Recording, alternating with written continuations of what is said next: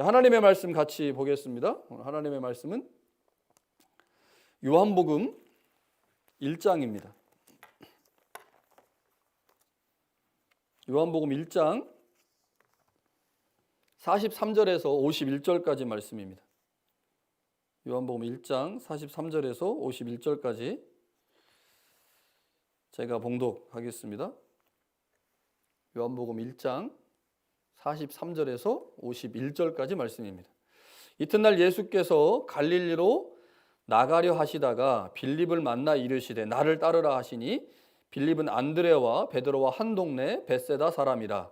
빌립이 나다나엘을 찾아 이르되 모세가 율법에 기록하였고 여러 선지자가 기록한 그 일을 우리가 만났으니 요셉의 아들 나사렛 예수니라. 나다나엘이 이르되 나사렛에서 무슨 선한 것이 날 수 있느냐. 빌립이 이르되 와서 보라 하니라. 예수께서 나다나엘이 자기에게 오는 것을 보시고 그를 가리켜 이르시되 보라 이는 참으로 이스라엘 사람이라. 그 속에 간사한 것이 없도다. 나다나엘이 이르되 어떻게 나를 아시나이까. 예수께서 대답하여 이르시되 빌립이 너를 부르기 전에 내가 무화과나무 아래 있을 때 보았노라. 나다나엘이 대답하되 랍비여 당신은 하나님의 아들이시요 당신은 이스라엘의 임금이로소이다. 예수께서 대답하여 이르시되 내가 너를 무화과나무 아래에서 보았다 함으로 믿느냐. 이보다 더 큰 일을 보리라. 또 이르시되 진실로 진실로 너희에게 이르노니 하늘이 열리고 하나님의 사자들이 인자 위에 오르락 내리락 하는 것을 보리라 하시니라. 아멘. 사람들에게 이 땅을 살면서 어려운 것 중에 하나가 있다면 아마 그것은 거짓말하지 않고 사는 것일 것입니다. 사람들은 종종 어떤 목적을 달성하기 위해서 눈 하나 깜짝하지 않고 거짓말을 하곤 합니다. 사람들은 정도의 차이가 있을 뿐 누구나 남을 속이는 거짓말을 하고 그 속에 간사함이 다 있죠. 저에게도 있고 함께 지금 예배하는 우리 교육자들 안에도 다 그 간사함이나 거짓말을 하고 싶은 마음들은 얼마든지 있습니다. 우리는 얼마나 많은 거짓말을 하고 살아갈까? 그것이 의도적인 것이든 아니면 무의식적으로 의도하지 않은 것이든지 간에 어느 정도 거짓말을 하고 살아갈까? 예전에 EBS에서 이 거짓말과 관련된 다큐멘터리를 하나 제작을 했습니다. 다큐 스페셜 거짓말의 진실 이렇게 이제 방영한 적이 있는데요. 제작팀들이 20대부터 40대까지 다양한 직업에 속한 사람 남녀 10명을 이제 취재를 한 거예요. 10명에게 열흘 동안 거짓말 일기를 좀 써달라라고 부탁을 했습니다. 그래서 이 사람들이 이제 거짓말을 하게 될 때 그 구체적인 내용, 상황, 특별히 거짓말을 하고 난 후의 느낌 이런 것들을 좀 써달라고 부탁을 했습니다. 그래서 이 사람들이 이제 친구, 직장 동료, 가족, 애인 이런 사람들하고 관계에서 이제 열흘 동안 자기가 거짓말을 할 때마다 이제 언제 했고 어떻게 했고 누구에게 했고 거짓말을 했을 때 기분이 어땠고 이런 것들을 쭉 써서 이제 가져온 거죠. 그것들을 가지고 쭉 살펴보니까 실험에 참가한 사람들이 대략 하루에 거짓말을 3회 정도 하는 것으로 나타났습니다. 그러니까 3번 정도는 거짓말을 한다는 거죠. 거짓말을 하는 가장 일반적인 유형은 곤란한 상황을 피하기 위해서 하는 거짓말입니다. 그러니까 곤란한 상황, 우리가 얼마든지 그렇잖아요. 곤란한 상황을 피하기 위해서 부부 간에도 부모 자식 간에도 이제 거짓말을 하게 되죠. 자, 예를 들면 이런 거예요. 약속 시간에 늦었을 때 길이 막혔다고 이제 거짓말을 하는 거죠. 보험회사에 다니는 친구와의 전화가 오면 그 친구한테 이제 미팅도 안 하고 있는데 나 미팅 중이야 미안해 라고 이제 전화를 끊는 거죠. 결혼한 남자가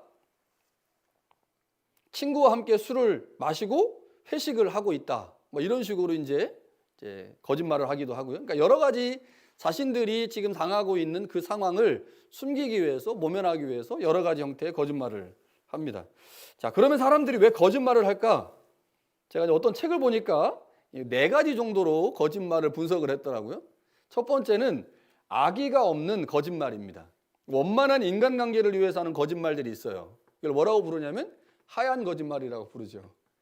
검정 거짓말이 있어요. 근데 하얀 거짓말이 있는데 탈무드에 보니까요, 두 가지 경우에는 거짓말을 허락한다라고 되어 있습니다. 첫 번째는 이미 누군가가 산 것에 대해서 의견을 물어봤을 때 그것이 비록 내가 보기에 나쁘게 보여도 그 사람이 산 거에 대해서는 훌륭하다라고 말해야 한다는 거예요. 이게 이제 공식적으로 인정된 거짓말입니다. 탈무드에서 그렇게 말하고 있어요. 또 다른 하나는 친구가 결혼을 했는데 그 친구의 신부에게 아무리 못생겼어도 굉장히 미인입니다, 이렇게 말해야 한다. 그리고 행복하게 사십시오라고 말하라는 거죠. 이거는 이제 해도 되는 거짓말이라고 되어 있습니다. 이게 하얀 거짓말이죠. 자, 두 번째는요, 자기 방어에서 나오는 거짓말입니다. 분명 자신이 잘못했지만 다른 사람에게 탓을 돌리면서 거짓말을 하는 경우죠. 내가 잘못했는데 내가 잘못한 것을 모면하기 위해서 다른 사람 탓을 하면서 거짓말을 하는 거죠. 이러한 거짓말은 자신의 잘못에 대한 처벌이 두려워서 나오는 방어적 거짓말입니다. 요 사람들은 다 이런 두려움이 있기 때문에 어쩔 수 없이 나오는 거짓말이죠. 세 번째는요, 자신에 대한 자랑이나 남에게 잘 보이기 위해서 하는 거짓말입니다. 가보지 않은 곳을 가보았다고 하거나 하지도 않은 일을 했다고 하는 이런 거짓말이 있습니다. 네 번째는요, 남을 속이기 위해서 하는 거짓말입니다. 진짜 나쁜 거짓말이죠. 자신의 이익을 위해서 하는 거짓말. 아마 첫 번째는 하얀 거짓말이니까 뭐 그냥 괜찮아요. 두 번째, 세 번째는 어쩔 수 없는 인간의 나약함 때문에 하는 거짓말이겠지만, 이 네 번째 거짓말은 속된 말로 남 등쳐먹으려고, 남 속여서 뭔가 뺏으려고 하는 거짓말이죠. 거짓말이 굉장히 다양하다는 거죠. 우리가 생각할 때 거짓말은 나쁜 거야, 이렇게 생각을 하지만 우리의 삶을 살다 보면 다양한 방식의 거짓말이 있고, 그래서 어떤 거짓말은 해도 될 것 같고 어떤 거짓말은 하면 안 될 것 같고, 이런 상황들에 우리가 놓이게 된다고 하는 거죠. 거짓말에 관한 문제는요, 신앙인들에게 굉장히 중요한 숙제와 같은 것입니다. 구약 성경은 거짓말하지 말라고 해요. 거짓말하지 마라, 거짓 증거하지 마라, 거짓 증인되지 마라, 이런 말들도 하고 있고요. 자, 그런데 성경을 보니까 하나님은 거짓이 없는 분입니다. 거짓이 없는 분. 그런데 반면에요, 마귀는 거짓말의 아비예요. 그래서 이 거짓말이라고 하는 것이 이 거짓말이 마귀에게 속한 것이다. 반대로 우리가 믿고 있는 하나님은 거짓이 없는 분이야. 그러니 내가 이제 거짓말을 하려고 할 때 우리는 이것이 하얀 거짓말이냐, 아니면 나의 단점이나 약점을 피하기 위해서 어쩔 수 없이 인간의 나약함으로 나오는 것이냐, 이런 것과 상관없이 거짓말을 하려고 할 때 마음에 찔림이 있는 거죠. 하나님은 거짓이 없는 분인데, 그리고 마귀는 거짓의 아비인데, 이런 생각을 하면서 우리 가운데 어떤 상황에서 하는 거짓말은 괜찮고 어떤 상황에서 하는 거짓말은 안 되냐, 이런 문제들이 우리 가운데 계속 있어요. 와이프한테 우리 이제 거짓말 해야 되잖아요. 밥이 맛있다, 뭐 예쁘다, 뭐 이런 얘기들 이제 아침에 일어났는데 하나도 안 예쁜데도 이쁘다고 해야 돼요. 하나도 맛이 없는데도 오광영 집사가 얘기합니까? 맛있다고? 이런 거짓말, 부부관계를 위해서 어쩔 수 없이 하는 거짓말인데 이게 잘못된 건가? 왜냐하면 하나님은 거짓이 없다고 할 때 그 하나님의 거짓 없음이 무엇을 의미하는가? 마귀가 거짓의 아비라고 하는데, 그러면 그 마귀의 거짓의 아비의 의미는 무엇인가? 그럼 우리가 도대체 어디까지 거짓말의 한계라고 인정하고 어느 것은 거부하고 어느 것은 해야 되는가? 사실 쉽지가 않습니다. 이 거짓말에 관한 문제가 우리의 일상생활에 아주 깊이 들어와 있기 때문에 쉽지가 않죠. 자, 오늘 제가 이 거짓말에 관한 이야기를 가지고 서론을 시작한 이유는 오늘 본문에 나오는 예수님의 제자가 된 한 사람, 이 사람을 예수님이 평가하실 때 간사함이 없다. 이 간사함이 결국 사람에게 거짓말을 만들어내거든요. 이 간사함이 없다라고 하는 칭찬을 받게 되죠. 그래서 이 사람이 칭찬받은 이 간사함, 이 거짓이 없다라고 하는 것이 무엇을 의미하는 것인가, 이 나다나엘의 삶을 통해서 한번 생각해 보려고 합니다. 오늘 본문에 예수님의 제자가 된 한 사람이 등장을 합니다. 다른 복음서에 보면요, 이 사람의 이름이 바돌로메입니다. 바돌로메. 학자들 사이에서 이 나다나엘과 바돌로메가 같은 사람이라고 말하는 학자도 있고 아니라고 말하는 사람도 있지만 대체적으로 성서학계에서 바돌로메와 나다나엘은 같은 사람일 거다라고 이제 보죠. 왜 이렇게 보냐면 다른 복음서에서 이 바돌로메라고 하는 사람의 이름이 빌립이라는 사람의 이름과 함께 나와요. 빌립과 바돌로메 이렇게 나오거든요. 그런데 이 바돌로메라고 하는 사람이 요한복음에는 안 나온단 말이에요. 그래서 이제 학자들이 추정하기를 이 바돌로메라고 하는 이름과 나다나엘의 이름이 이름은 다르지만 같은 사람이었을 것이다 라고 생각을 합니다. 자, 예수님은 나다나엘을 칭찬하셨는데 그 칭찬의 이유가 그에게 거짓이 없다라고 하는 것 때문입니다. 47절을요 세번역 성경으로 보면 이렇습니다. 보아라, 저 사람이야말로 참으로 이스라엘 사람이다. 그에게는 거짓이 없다. 우리말 성경에 간사함이 없다라고 번역을 했지만 세번역은 거짓이 없다라고 번역을 했습니다. 그가 어떤 이유로 예수님에게 그런 칭찬을 받았을까를 좀 생각해 보면 좋겠습니다. 자, 요한복음 1장 35절부터 42절에 보면 예수님이 세례 요한의 제자였던 안드레와 베드로를 예수님의 제자로 삼으시는 장면이 나옵니다. 그리고 나서 그 다음 날 예수님께서 갈릴리로 가시던 중에 빌립이라는 사람을 만나게 됩니다. 자, 그러니까 예수님이 안드레와 베드로를 제자 삼으시고 그 제자들을 데리고 갈릴리로 가시다가 빌립이라는 사람을 만났어요. 그리고 빌립에게 나를 따르라 라고 했더니 빌립이 진짜 기적적으로 아무 대꾸도 없이 예수님을 따르게 됩니다. 어떻게 이렇게 따를 수 있을까를 우리가 이제 생각을 해보면 이 성경은 자세하게 기록되지 않은 부분들이 있거든요. 그래서 이 행간을 읽을 줄 알아야 되는데 빌립이 전날 제자가 되었던 안드레와 베드로 이 두 명의 제자와 같은 동네 사람입니다. 같은 동네 사람. 그러니까 빌립이 전날 제자가 되었던 안드레와 베드로로부터 예수님에 관한 어떤 소식을 들었을 거라고 우리가 추측할 수가 있는 거죠. 소식을 들었기 때문에 베드로와 안드레가 예수님과 함께 가고 있을 때 예수님이 빌립에게 야, 나를 따라라. 그러니까 예, 알겠습니다. 그러고 따른 거지. 한 번도 보지도 않은 사람이, 전혀 모르는 사람이 나를 따르라 했는데 여러분 따를 수 있습니까? 못 따르죠. 그러니까 본문에는 정확하게 나와 있지 않지만 안드레와 베드로가 이 빌립에게 예수님에 관한 이야기를 분명 했을 가능성이 있고 또 자신의 동네 사람인 안드레와 베드로가 예수님을 따르고 있기에 빌립도 별 의심 없이 예수님을 따르게 됐죠. 자, 성경에 자세히 나와 있지 않지만 빌립은 예수님을 따르면서 예수님이 이스라엘의 메시아라는 사실을 알게 되었을 것입니다. 예수님의 말씀을 들었을 거 아니에요? 예수님과 대화를 했겠죠. 자, 이스라엘 사람들, 모든 사람들이 오랫동안 메시아를 기다렸죠. 그런데 빌립이 예수님을 따르고 나서 예수님이 메시아라는 사실을 알게 됐으니 얼마나 기뻤겠습니까? 자신의 나라 이스라엘을 구원할 메시아를 자기가 만났으니 기쁘지 않을 수가 없었던 거죠. 그래서 그는 자신의 가장 친한 친구였던 나다나엘, 이 바돌로메라고 하는 사람을 찾아갑니다. 그리고 그에게 가서 이렇게 말하는 거죠. 모세가 율법책에 기록하였고 또 예언자들이 기록한 그 메시아를 만났다. 그 메시아를 만났다. 그분은 나사렛 출신으로 요셉의 아들 예수님이다 라고 얘기를 합니다.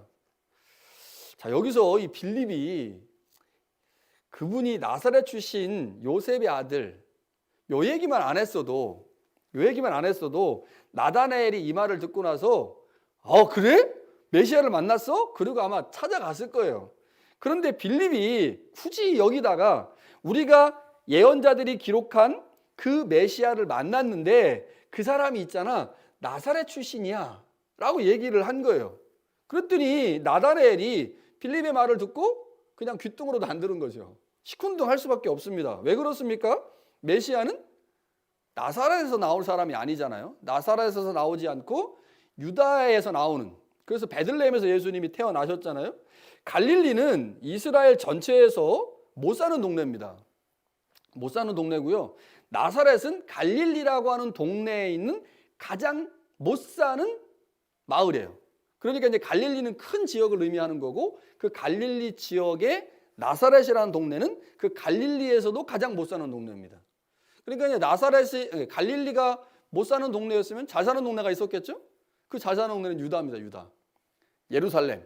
여기 이제 남쪽 지방은 그래도 잘 사는 동네였고 이 갈릴리 호수가 있는 갈릴리 지역은 비교적 못 사는 동네였죠. 그러니까 이스라엘에서 가장 촌동네고 가장 못 사는 동네인 나사렛에서 메시아가 났다고 하니 나다나엘의 입장에서 당연히 부정적인 반응이 나타날 수밖에 없었던 거죠. 그런데 빌립이 나다나엘은 보지 못했던, 만나지 못했던 그 메시아를 먼저 만났잖아요. 만나서 얘기를 해보니까 진짜 메시아인 거야. 그러니 얼마나 큰 확신이 있었겠어요? 그러니까 빌립이 나다나엘에게 이렇게 말합니다. 와서 좀 봐. 와서 보고 얘기해. 새순교회가 얼마나 좋은 교회인 줄 알아? 와서 예배 드려보고 목사님 설교 들어보고 해. 이 정도라고 생각을 하시면 될 것 같죠? 뭐 우리가 그렇게 좋은 교회는 아닐 수 있지만 어떻든 간에 우리가 확신을 가지고 말하면 우리에게는 좋은 교회가 됩니다. 예, 그렇죠? 우리에게 좋은 교회가 되는 거예요. 자, 사실 빌립이 나다나엘에게 메시아를 만났다라고 말했다면 그냥 단순하게 나사렛이라는 단어를 빼고 우리가 메시아를 만났다라고만 했다면 나다나엘은 그렇게 반응하지 않았을 겁니다. 자, 그런데 빌립이 메시아를 소개하면서 나사렛이라는 말을 넣으면서 사실은 문제가 생긴 거죠. 그렇다면 빌립이 도대체 왜, 무슨 이유로 메시아가 나사렛에서 나왔다고 말했을까? 몰랐을까요, 빌립이? 빌립이 성경에 대한 기초적인 지식만 갖고 있어도 메시아는 나사렛에서 나올 수 없다는 사실을 알고 있을 겁니다. 알았을 거예요, 분명히. 그럼에도 불구하고 메시아를 만났다고 말하면서 나사렛이라는 단어를 굳이 넣어가면서 친구에게 예수님을 메시아라고 소개하고 있었다고 하는 거죠. 왜 그랬을까? 빌립이 예수님을 만나고 나니까 예수님이 나사렛 출신이라고 하는 그것이 큰 문제가 안 됐던 거예요. 나사렛 출신이냐 아니냐가 중요하지 않았던 거죠. 그래서 어쩌면 빌립이 나다나엘에게 그렇게 말하면서 나다나엘을 한번 테스트해 본 것이 아닌가 싶습니다. 베들레헴에서 나왔다. 예언대로, 미가의 예언대로 베들레헴에서 태어나신 메시아를 만났다라고 하면 나다나엘이 그래? 한번 가서 보자 이렇게 했겠죠. 그런데 빌립이 예수님을 만나고 나서 예수님이 나사렛 출신인데 메시아일 수 없어, 이런 생각이 안 든 거예요. 나사렛에서 나왔다고 하는 것 자체가 큰 의미가 없다는 사실을 만나고 나서 알았어요. 그래서 그렇게 확신이 들었기 때문에 빌립도 나다나엘에게 그렇게 말한 거죠. 아마 이런 의도가 숨겨져 있었던 것 같아요. 친구야, 나도 처음에는 나사렛에서는 결코 메시아가 나올 수 없다고 생각했어. 그래서 나도 너처럼 예수님이라는 분은 결코 메시아일 수 없다고 생각을 했지. 그런데 있잖아, 그분이 나를 불렀고 그래서 그분께 가서 그분의 말씀을 듣기 시작했어. 그리고 그분과 함께 있었어. 그랬더니 나사렛에서 나왔다고 하는 그 나사렛이라고 하는 편견이 큰 문제였다는 것을 알게 됐어. 그분이 나사렛 출신이라는 점이 그분을 메시아로 인정하는데 아무런 문제가 되지 않았어. 너도 한번 와서 그분을 만나봐. 그리고 그분의 말씀을 들어봐. 그러면 너도 나처럼 생각이 달라질 거야. 이런 의도가 있지 않았을까 싶어요. 그러니까 이런 의도를 가지고 나다나엘에게 얘기한 거죠. 여러분, 편견이라는 게 정말 무섭습니다. 편견이라는 게. 한번 우리 안에 들어온 편견은요, 어떤 사물이나 사건 그리고 사람을 바르게 보는 것을 심각하게 방해합니다. 잘못된 편견이 들어오면요, 그 편견 때문에 사물을 바르게 볼 수가 없어요. 굉장히 무섭더라고요. 그리스도인으로서 우리에게 가장 심각한 것이 있다면 그것은 편견으로 인해 진리를 받아들이지 못할 수 있다고 하는 것입니다. 이미 자리 잡고 있는 편견으로 인해 새로운 진리의 말씀을 받아들이지 못하는 경우들이 허다한 거죠.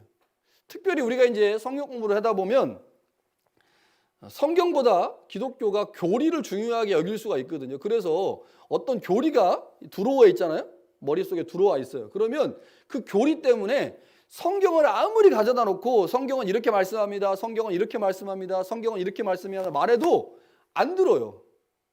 그리고 그 성경 말씀을 거부해 버립니다. 이유를 보니까 먼저 자리 잡은 교리 때문에 그래요. 사실 제가 보기에는 그 교리가 편견이거든요. 그런데 그 편견이 한번 잘못 자리를 잡으면 아무리 하나님의 말씀을 가르치고 하나님의 말씀이 이렇다고 얘기를 해도 안 되더라고요. 그래서 이제 우리가 우리 아이들에게 하나님의 말씀을 잘 가르치는 게 굉장히 중요한 거죠. 제가 이제 우리 모든 목사들이 이제 교회를 일정 부분 사역을 하다가 이제 옮기고 또 옮기고 이렇게 하잖아요. 보통 10년, 15년. 어떤 분은 이제 한번 교회 가셔가지고 20년 이상 목회하시다가 이제 은퇴하시기도 하지만 대부분의 목회자들은 담임 목사의 경우에도 10년, 15년 이렇게 했다가 이제 교회를 옮기고 또 이제 교회 사역지를 새로 찾죠. 그런데 목사 입장에서는 그 전에 있는 목회자가 하나님의 말씀을 편견 없이 잘 가르쳐 놓으면 목사가 가가지고 목회하기가 너무 쉽겠죠. 편하고. 그렇죠? 자, 그런데 이제 성도들의 입장에서 보면 목사님이 어떠한 편견이 없이 하나님의 말씀을 말씀 그대로 잘 가르쳐 주었다면 성도들이 10년, 15년 동안 말씀을 배우면서 편견이 안 생기겠죠. 자, 그러니까 이제 목사는 교회를 잘 만나야 되는 거예요. 저보다 먼저 목회했던 분이 하나님의 말씀으로 성도들을 잘 양육한 교회를 만나는 게 목사의 복이고, 성도의 입장에서는요, 편견 없이 하나님의 말씀을 말씀으로 잘 가르쳐주는 목사를 만나는 게 복이죠. 그래서 이거는 누가 중요하다라고 말할 수가 없어요. 목사는 교회를 잘 만나야 되고 또 교회는 목사를 잘 만나야 되고, 그러니까 이렇게 잘 만나서 편견 없이 하나님의 말씀으로 배우게 되면 우리 안에 신앙의 진보가 있게 되죠. 여러분, 우리 기독교 안에 지금 현대 교회 안에 가장 심각한 편견 중에 하나가 뭐냐면 천국이라고 하는 개념입니다. 제가 이제 몇 번 성서대학에서 말씀을 드렸지만 한국 교회가 이제 신학적으로 많이 성장하고 자라나면서 1990년대 이후에 하나님의 나라, 천국이라고 하는 것에 대한 새로운 이해를 갖기 시작했어요. 이 개념을 갖게 된 것은 예수님이 선포하신 하나님 나라 복음을 이해하면서 천국이라고 하는 개념을 우리가 새롭게 이해해야 된다라고 생각을 하면서 2000년대 와서 한 20년 동안 이 작업이 활발하게 이루어져서 지금 상당히 많은 그리스도인들이 천국, 하나님의 나라라고 하는 개념을 잘 이해하고 있습니다. 그런데요, 1980년대까지만 해도요, 천국, 하나님의 나라라고 하는 개념이 무엇인지 몰랐습니다. 그래서 여전히 그때 생각을 갖고 계신 분들은 천국과 하나님의 나라를 복음서에서 가르치면요, 거부하려고 합니다. 왜 그렇겠습니까? 우리가 옛날에 배웠던, 교리로부터 배웠던 천국이라고 하는 생각이 우리 안에 너무 강하게 잡혀 있어서, 편견으로 잡혀 있기 때문에 하나님의 말씀을 제대로 받아들일 수가 없는 거죠. 그러니까 굉장히 무섭습니다, 이 편견이라고 하는 것이. 자, 그러니까 이제 빌립이 나다나엘에게 시도한 게 뭡니까? 네가 가지고 있는 편견을 깨라는 거예요.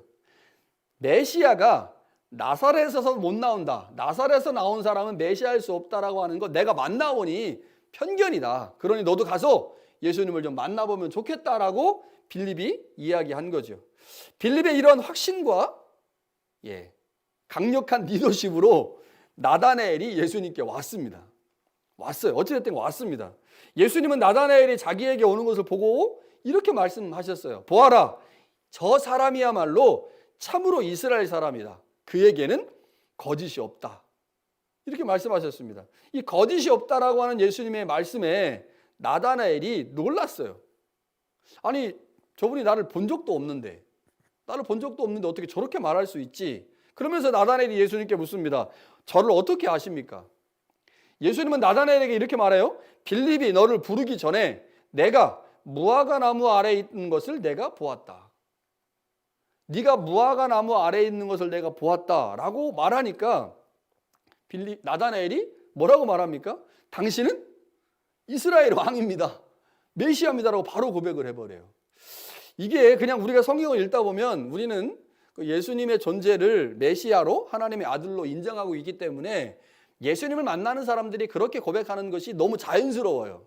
그러나 성경의 행간을 읽어보면, 아니, 모르는 사람이 예수님을 만났는데 예수님이 야, 내가 너를 무화과 나무 아래 있을 때 보았다. 예? 그리고 나서 갑자기 예수님을 향해 고백한다고 하는 것이 사실은 성경을 좀 꼼꼼하게 읽어보면 도대체 어떤 일이 있었을까? 이렇게 이제 궁금점을 갖게 되죠. 예수님을 만나기 전에 나다나엘은 무화과 나무 아래에 있었어요.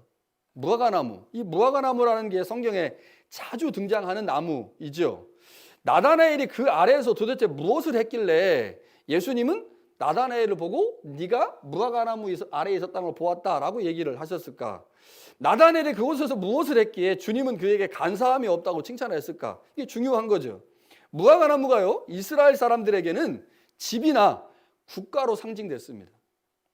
이건 제가 이제 여러 군데를 찾아보니까 이스라엘 사람들에게 무화과나무는 집 혹은 국가로 상징됐기 때문에 이스라엘 사람들이 무화과나무 아래에서 주로 묵상과 기도하기를 좋아했다고 합니다.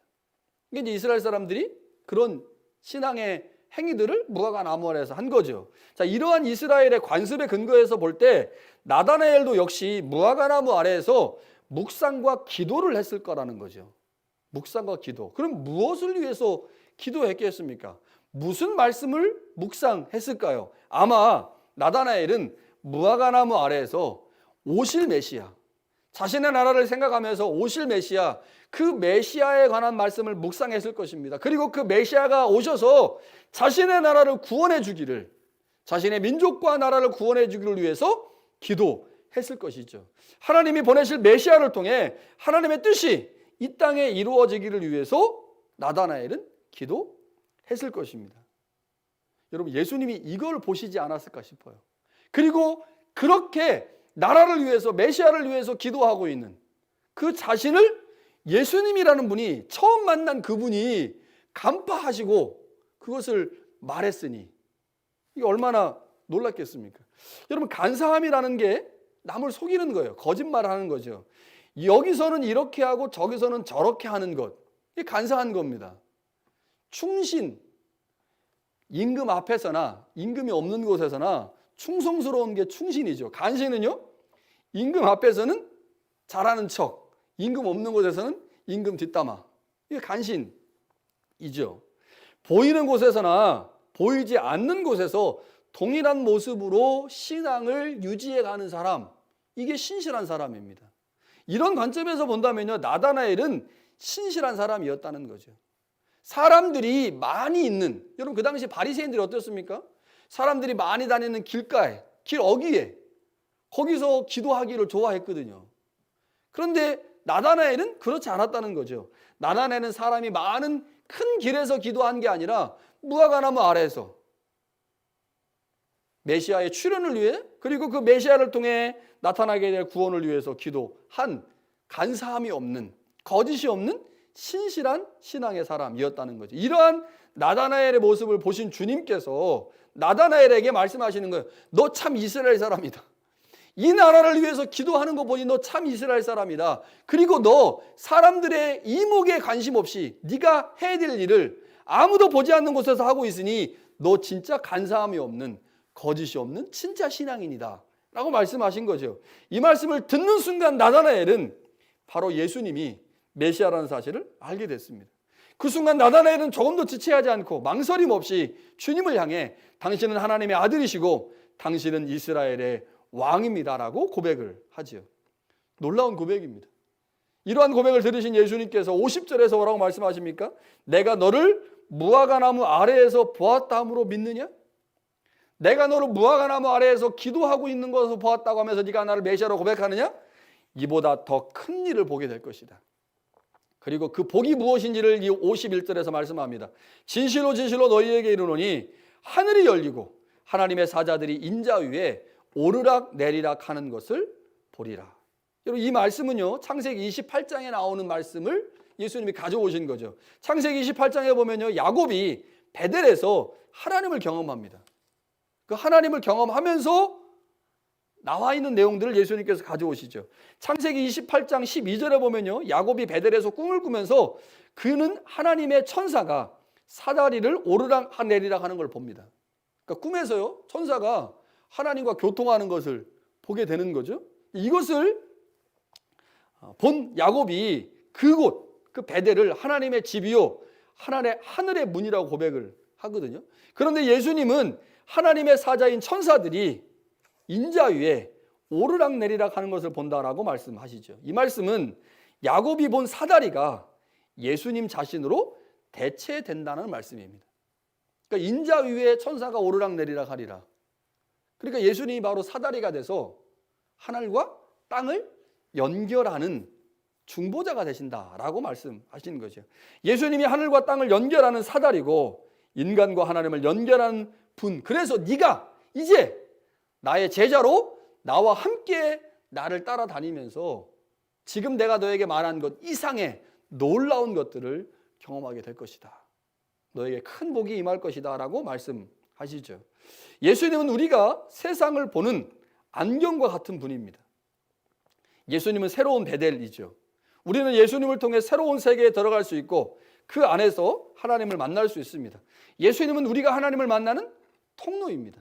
이제 우리에게 필요한 것은 나다나엘처럼 예수님을 새로운 베델로 우리가 하나님을 만나게 되는 사다리라고 고백하는 거죠.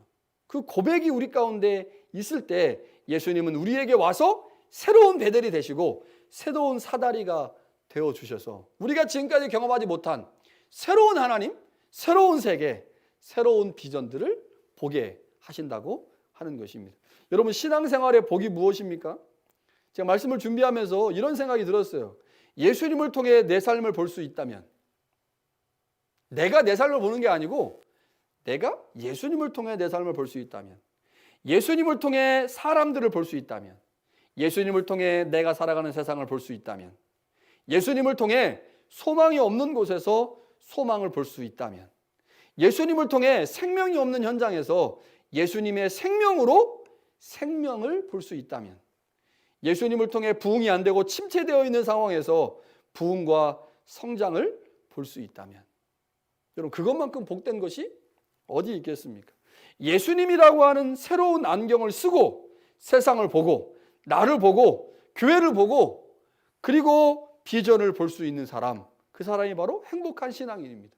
예수님을 통해, 예수님의 말씀을 통해 내 삶을 해석하고 그 예수님으로 삶을 살아갈 수 있다면 진짜 행복한 신앙인입니다. 여러분, 우리가 2021년을 시작하면서 아직도 우리한테 해결되지 않은 많은 것들이 있어요. 코로나19 문제가 해결이 안 돼서 여전히 우리는 집에 방콕하고 있죠.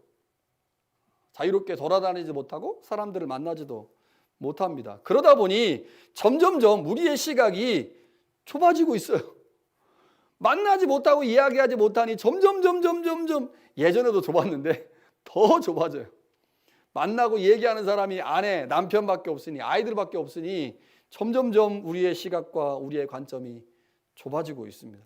그래서 예전에는 타인도 받고, 예전에는 세상도 받고, 예전에는 교회도 볼 수 있었는데 좁아진 시각 때문에 이제 나와 내 가족밖에 안 보여요. 그렇게 돼버렸어요. 여러분, 2021년에 이렇게 좁아진 우리의 관점과 시각을 넓힐 수 있으면 좋겠습니다. 방법은 예수님을 더 의지하는 것이죠. 예수님의 말씀을 묵상하는 것입니다. 예수님의 말씀을 가지고 교회와 타인과 세상을 위해서 기도하는 것입니다. 그렇게 우리가 말씀을 묵상하고 기도하면서 우리의 관점을 점점점 넓혀가야 힘들고 어려운 이 코로나 팬데믹 시대에 우리의 시각이 좁아지지 않는다고 하는 거죠. 세상을 볼 때 우리의 관점이 아닌 주님의 관점으로, 주님의 말씀으로 나와 타인과 세상과 교회를 볼 수 있다면 우리는 좀 더 나은 신앙인으로, 좀 더 성숙한 신앙인으로 세워지게 될 것입니다. 사랑하는 새순교회 성도 여러분, 하나님께서 우리에게 2021년을 선물로 주셨습니다.